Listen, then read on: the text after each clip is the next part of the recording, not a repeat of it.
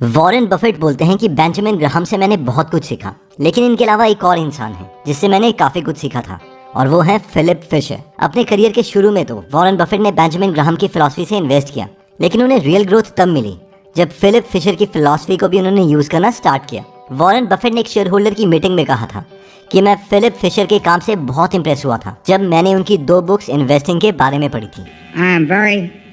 I was very influenced by Phil Fisher when I first read his 2 books back around. तो आज की video इसी topic के बारे में है। हम बच्चों की भाषा में बेंजामिन ग्राहम और फिलिप फिशर की फिलॉसफी को समझेंगे विद रियल एग्जांपल। साथ में आपको ये भी बताऊंगा कि हम टेस्ला के 750 रुपीस के शेयर्स फ्री में कैसे ले सकते हैं, इसीलिए इस वीडियो को पूरा देखिएगा। तो आइए सबसे पहले बेंजामिन ग्राहम की फिलॉसफी को समझते हैं। बेंजामिन ग्राहम बोलते हैं कि अगर तुम्हें किसी कंपनी की वैल्यू निकालनी है तो मान लो कि उसे ताला लगने वाला है और उसका बिजनेस बंद होने वाला है, जिसका मतलब है कि कल से वो कंपनी एक भी पैसा नहीं कमाने वाली। तो अब मेरा आपसे सवाल ये है कि अगर ऐसा हुआ कि कंपनी कल से कोई बिजनेस नहीं करने वाली, तो इस मूवमेंट पर कंपनी की वैल्यू क्या होगी? Yes, you guessed it right. जो भी उसके अंदर सामान है उसे बेचना स्टार्ट कर दो।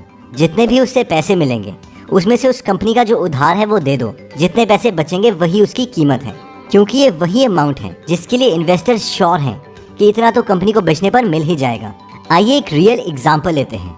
ये कंपनी है वर्धमान होल्डिंग्स लिमिटेड, जिसका मेन काम है दूसरी जगह इन्वेस्ट करना, जैसे कि उधार देना या फिर इक्विटी या रियल एस्टेट में इन्वेस्ट करना। अब इस कंपनी की जो मेन कमाई का सोर्स है, यानी जो इससे अर्निंग्स आती हैं, वो उसे आती है उन इन्वेस्टमेंट के डिविडेंड से जिसमें इसने इन्वेस्ट किया है। तो आइए बेंजामिन ग्राहम के मेथड से इस कंपनी को देखते हैं। इस कंपनी की अगर मार्केट कैप हम देखें तो वो है करीबन 976 करोड़ रुपए, यानी पूरी कंपनी आप खरीद सकते हो 976 करोड़ रुपीस में।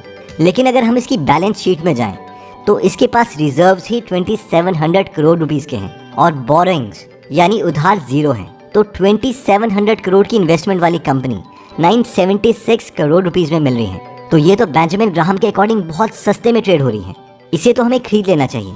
लेकिन लोग इसके शेयर ज्यादा नहीं खरीद रहे। लेकिन अब सवाल आता है कि ऐसा क्यों? बहुत से लोगों का मानना है कि इंडिया में बेंजामिन ग्राहम के रूल नहीं चलते। इसके 2 मेन रीजन हैं। पहला रीजन तो यह है कि इन्वेस्टर्स को कंपनी की मैनेजमेंट पर ही भरोसा नहीं है। उन्हें पता है कि ये पैसा शेयर होल्डर तक तो पहुंचेगा ही नहीं। रीजन 2 ये है कि इंडिया में ज्यादातर शेयर्स की वैल्यू तभी बढ़ती है अगर कंपनी ग्रो करेगी, और इसीलिए वर्धमान जैसी कंपनी सालों तक अपने एसेट्स की वैल्यू से भी कम पर ट्रेड करती रहती है, लेकिन इसे कोई भी नहीं खरीदता, इसलिए उनका प्राइस भी नहीं बढ़ता। अब बात करते हैं दूसरी फिलॉसफी की, और वो है वॉरेन के दूसरे फेवरेट इन्वेस्टर फिलिप फिशर की। फिलिप फिशर की मेन फिलॉसफी है कि यार ऐसी बकवास कंपनी सस्ते प्राइस पर मत खरीदो जिन्होंने कभी बढ़ना ही नहीं है, बल्कि उन कंपनीज में इन्वेस्ट करो जो ग्रो कर रही है। उन्हें नॉर्मल प्राइस पर खरीद लो और उसके बाद उन्हें बेचने की जरूरत ही नहीं है, क्योंकि ये कंपनीज ग्रो होती रहेंगी और उसके साथ उसका शेयर प्राइस भी बढ़ता ही रहेगा। In short, you will keep making money. अब आप बोलेंगे कि ये फिलॉसफी तो ठीक है, लेकिन इन कंपनीज को हम आइडेंटिफाई कैसे करें? तो ऐसी कंपनीज को आइडेंटिफाई करने के लिए फिलिप फिशर ने 15 पॉइंट्स की चेकलिस्ट दी है, जिनमें से कुछ पॉइंट्स हम डिस्कस करेंगे। इन कंपनीज में सबसे पहला पॉइंट आता है शॉर्ट टर्म और long term range outlook to profit, यानी जो कंपनीज के ओनर्स हैं वो बस शॉर्ट टर्म में ही पैसा कमाना चाहते हैं, या फिर इस तरीके से कंपनी चला रहे हैं ताकि लॉन्ग टर्म में भी वो पैसे कमा सकें। इसका परफेक्ट एग्जाम्पल है अमेजॉन। ये कस्टमर ऑब्सेस्ड कंपनी है। जेफ बेजोस का शुरू से मानना है कि अगर कस्टमर को तुम खुश रखोगे तो लॉन्ग टर्म में company profit कमाएगी he कमाएगी।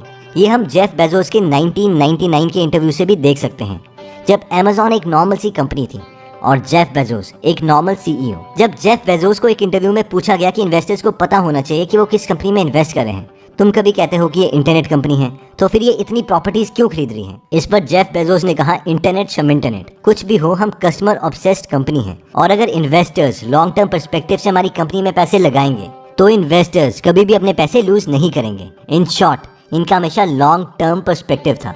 In the long term, there is never any misalignment between customer interests and shareholder interests. अब हम में से कई लोगों के मन में ये सवाल आ रहा होगा कि अमेजॉन या टेस्ला जैसी हाई ग्रोथ कंपनीज तो यूएस में हैं, और हम इनके शेयर्स कैसे खरीदें? ये तो बहुत ही हेक्टिक वाला काम है। तो इसके लिए हम IND मनी ऐप यूज कर सकते हैं। IND मनी पे कोई अकाउंट ओपनिंग फीस नहीं है, 0 कमीशन है और 0 ब्रोकरेज है। यूएस की कंपनीज के स्टॉक्स तो महंगे हैं, लेकिन हम इन शेयर्स का छोटा सा हिस्सा भी खरीद सकते हैं। यानी अगर गूगल का शेयर $2300 का है तो हम सिर्फ $1 भी इन्वेस्ट कर सकते हैं। साथ में हमें रुपी डेप्रिसिएशन का भी फायदा मिलता है, जैसे कि 2011 में यूएस का $1 44 रुपीस का था, लेकिन अब $1 77 रुपीस का है। तो डिस्क्रिप्शन या फर्स्ट कमेंट में दिए गए लिंक पर जाके आप IND मनी ऐप डाउनलोड करते हैं और अपना अकाउंट फंड करने पर आपको 750 rupees worth of Tesla shares free मिलेंगे।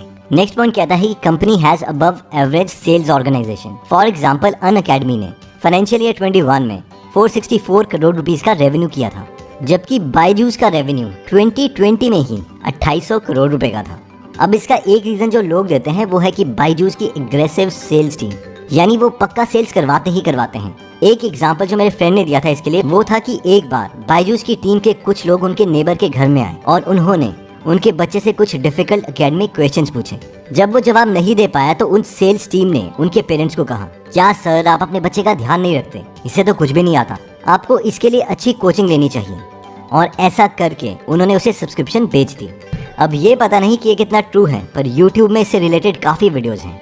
But coming back Philip Fisher के अकॉर्डिंग सेल्स टीम उस कंपनी की स्ट्रांग होनी ही चाहिए। नेक्स्ट पॉइंट कहता है see management in a bad situation, यानी कंपनी जब अच्छा कर रही है तो उसकी मैनेजमेंट पक्का आएगी और कहेगी कि हाँ हमने ये सब अचीव किया है, लेकिन जब बुरी सिचुएशन आती है तो वो भाग जाएगी। लेकिन एक इंटीग्रिटी वाली कंपनी बुरी सिचुएशन में भी एक्सेप्ट करेगी कि उनसे गलती हुई है। इसका परफेक्ट एग्जाम्पल है Warren Buffett. Actually Warren Buffett की फर्म ने 1987 में एक इन्वेस्टमेंट बैंकिंग फर्म का 12% शेयर खरीदा था, जिसका नाम था सैलोमन ब्रदर्स। अब हुआ ये था कि सैलोमन ब्रदर्स बहुत सी कंट्रोवर्सीज में आ गई थी। Long story short, Warren Buffett ने सब कमेटी के सामने कहा कि मैं सैलोमन ब्रदर्स के 8000 एम्प्लॉइज और खुद की तरफ से आपसे माफी मांगता हूँ, जबकि सबको पता था कि वॉरेन बफेट का कभी कोई हाथ नहीं था। बट बिकॉज ऑफ दिस बहुत से लोगों ने वॉरेन बफेट को रिस्पेक्ट करना स्टार्ट कर दिया। Almost all of Solomon's 8,000 employees regret this as deeply as I do, and I apologize on their behalf as well as mine. इसके बाद सबसे इम्पोर्टेंट पॉइंट आता है स्कटल बट इन्वेस्टिंग, जिसका मतलब है कि एक्चुअल में मार्केट में जाओ और पता करो कि जिस कंपनी में तुम इन्वेस्ट करने वाले हो उसके एक्चुअल प्रोडक्ट्स कैसे हैं, कस्टमर रिव्यूज़ कैसे हैं, पुराने एम्प्लॉयज़ क्या बोल रहे हैं। इन शॉर्ट जाके फर्स्ट हैंड एक्सपीरियंस करो इन सब चीज़ों का। ये तरीका पीटर लिंच का भी स्टाइल था। अगर उन्होंने किसी होटल कंपनी में भी इन्वेस्ट करना होता था तो वो वहाँ जाके रहते थे और एक्सपीरियंस करते थे कि एज अ कस्टमर उन्हें वो होटल चेन कैसी लग रही है। जहाँ तक पुराने एम्प्लॉयज की बात है, या तो हम लिंक्डइन में जाके उनसे कंपनी के बारे में पूछ सकते हैं या फिर glassdoor.co.in में जाके देख सकते हैं। जैसे कि एक्सेंचर को उनके एम्प्लॉयज ने 4.1 स्टार की रेटिंग दी है, जबकि इन्फोसिस को 3.3 स्टार्स। तो ये फुल प्रूफ इंडिकेटर तो नहीं है, लेकिन एक स्ट्रॉन्ग इंडिकेटर है। नेक्स्ट पॉइंट कहता है कि प्रोडक्ट और service that a company is providing should be in a sizeable market, यानी जो प्रोडक्ट कंपनी बेच रही है उसकी ओवरऑल इंडस्ट्री भी इंक्रीज होनी चाहिए, वरना एक पॉइंट आने पर कंपनी ग्रो नहीं करेगी। फॉर एग्जांपल आजकल हम सबको पता है कि इलेक्ट्रिक व्हीकल की ओवरऑल मार्केट इंक्रीज हो रही है, इसीलिए इस इंडस्ट्री में जो भी फ्यूचर की विनर कंपनी ढूंढ लेगा जैसे कि टेस्ला, तो वो काफी वेल्थ बना सकता है। ऐसे ही अलग अलग सेक्टर में अच्छी कंपनीज ढूंढने के लिए हम I&D मनी प्लेटफॉर्म यूज कर सकते हैं। नेक्स्ट पॉइंट आता है कि will management continuously develop new products and services, यानी क्या कंपनी के ओनर्स नए प्रोडक्ट्स और सर्विसेज लाते रहेंगे, क्योंकि फिलिप फिशर के अकॉर्डिंग किसी भी कंपनी को काफी देर तक सस्टेन रखने के लिए ये जरूरी है कि नए प्रोडक्ट्स वो कंपनी लॉन्च करते रहे, क्योंकि ये पॉसिबल नहीं है कि सालों तक वो पुराने प्रोडक्ट्स और सर्विसेज के बेसिस पर ही ग्रो करती रहेगी। फॉर एग्जाम्पल धीरूभाई अंबानी की डेथ के बाद जब बिजनेसेस दो भाई में बटे तो अनिल अंबानी ने रिलायंस कम्युनिकेशन नेटवर्क बनाई, जो कि इंडिया को मोबाइल नेटवर्क सर्विस प्रोवाइड करता था, लेकिन आज ये डूब चुका है। इसका रीजन ये है कि 4G के जमाने में हम 2G यूज नहीं करेंगे, इसीलिए कंटिन्यूस इनोवेशन इज नेसेसरी। वहीं पर अगर हम Amazon जैसी कंपनीज की बात करें तो वो कंटिन्यूसली नए नए प्रोडक्ट्स लॉन्च करती रहती है, जैसे कि AWS, Amazon prime, Amazon Kindle, Amazon Echo etcetera. ये इतने एग्रेसिव है नई इनोवेशंस के लिए कि कभी भी ये कोई भी पैसा अपने पास रखते ही नहीं।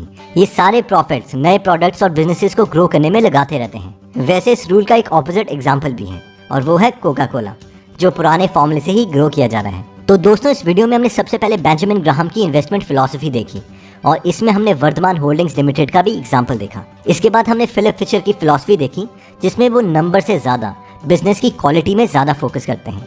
इसमें सबसे पहला पॉइंट जो हमने डिस्कस किया था वो था शॉर्ट टर्म और लॉन्ग टर्म प्रॉफिट, यानी कंपनी के ओनर्स का विजन क्या है, क्या वो आज ही पैसा कमाना चाहती है या फिर बिजनेस को लंबा चलाना चाहती है। नेक्स्ट हमने देखा था कि अबव एवरेज सेल ऑर्गेनाइजेशन, यानी कंपनी की सेल्स टीम बहुत ज़्यादा अच्छी होनी चाहिए। इसके बाद हमने देखा था कि मैनेजमेंट को नोटिस करो कि बुरे टाइम में वो क्या कर रही है, क्या वो उतनी ही ट्रांसपेरेंट है जितनी कि अच्छे समय में थी। इसके बाद हमने स्कटल बट इन्वेस्टिंग देखी थी कि जाओ और खुद देखो कि एक्चुअल में कस्टमर्स को प्रोडक्ट पसंद आ रहे हैं या नहीं, और एक्स एम्प्लॉयज़ के रिव्यूज़ भी देखो। इसके बाद हमने देखा था कि जिस कंपनी में हम इन्वेस्ट कर रहे हैं वो इंडस्ट्री ओवरऑल ग्रो कर रही है या नहीं। ऐसा तो नहीं कि कार के ज़माने में हम किसी घोड़ा गाड़ी बनाने वाली कंपनी में इन्वेस्ट कर रहे हैं, जो कि फाइनली डूबनी ही है। एक और रिमाइंडर, आप IND मनी ऐप को डिस्क्रिप्शन लिंक से भी डाउनलोड कर सकते हैं और अपना US स्टॉक अकाउंट फंड कर सकते हैं। आपको अपना US स्टॉक अकाउंट फंड करने पर टेस्ला के 750 रुपीज़ के फ्री स्टॉक्स मिलेंगे, जो आप अपने रिवॉर्ड सेक्शन में देख सकते हैं। दोस्तों, फिलिप फिशर ने एक बहुत ही इन्वेस्टमेंट बुक लिखी थी, common stocks and uncommon profits. अगर आप इस बुक की समरी या फिर 1100 प्लस बुक्स की समरी हिंदी में सुनना चाहते हैं तो आप गीगल एप्लीकेशन डाउनलोड कर सकते हैं और जब भी आपके पास फ्री टाइम हो तो इन समरी से आप कुछ सीख सकते हैं। तो अगर आप इस अपॉर्चुनिटी को मिस नहीं करना चाहते तो डिस्क्रिप्शन या फर्स्ट कमेंट में दिए गए लिंक पर जाके आप एप्लीकेशन डाउनलोड कर सकते हैं। एनीवेज दोस्तों, अगर आप ऐसी नॉलेजेबल वीडियोस मिस नहीं करना चाहते तो सब्सक्राइब करने के बाद बेल का बटन दबाना मत भूलिएगा। आप कमेंट करके ये भी बता सकते हैं कि आप नेक्स्ट वीडियो किस टॉपिक पर चाहते हैं। जल्दी हम आपसे दोबारा मिलेंगे। जय हिंद।